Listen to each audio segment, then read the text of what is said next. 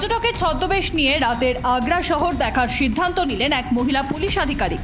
তার উদ্দেশ্য ছিল রাতের শহরের নিরাপত্তা নিয়ে নিজের দপ্তরের ব্যবস্থাপনা খতিয়ে দেখান।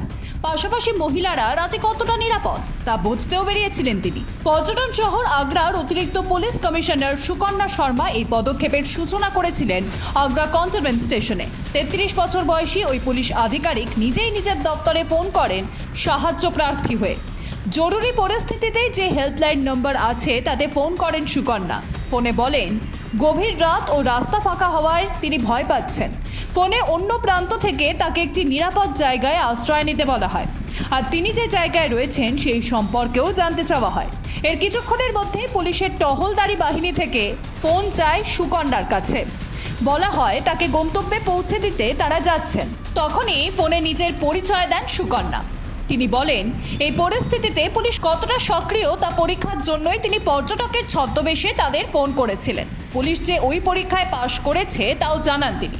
এরপরে পরীক্ষাটি ছিল অটো চালককে নিয়ে। রাস্তায় দাঁড়িয়ে একটি অটো ডাকেন সুকন্যা। কোথায় যেতে হবে সেটা অটো চালককে বলার পর ভাড়াও জানেন। সেই মতো অটোতে উঠে যাত্রা শুরু করেন ওই পুলিশ আধিকারিক।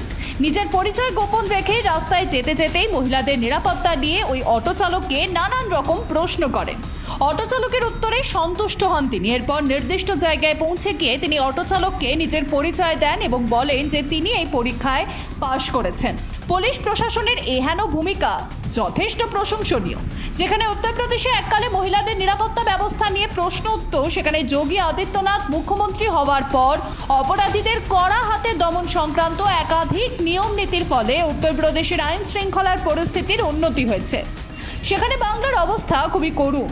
বাংলা ধীরে ধীরে অতীতের উত্তরপ্রদেশ বা বিহারের মতো অবস্থায় পরিণত হচ্ছে। মহিলাদের নিরাপত্তা বাংলায় বর্তমানে তলানিতে গিয়ে ঠেকেছে, তাও আবার মহিলা মুখ্যমন্ত্রীর রাজত্বে। অবিলম্বে বাংলা সহ অন্যান্য জায়গায় পুলিশ প্রশাসনের অগ্রণী ভূমিকা নেওয়াটা প্রয়োজনীয় হয়ে পড়েছে। তবেই অপরাধীদের মনে ভয়ের সৃষ্টি হবে বলে মনে করছে ওয়াকিবহুল মহলের একাংশ। Bureau report, Ritam Bangla.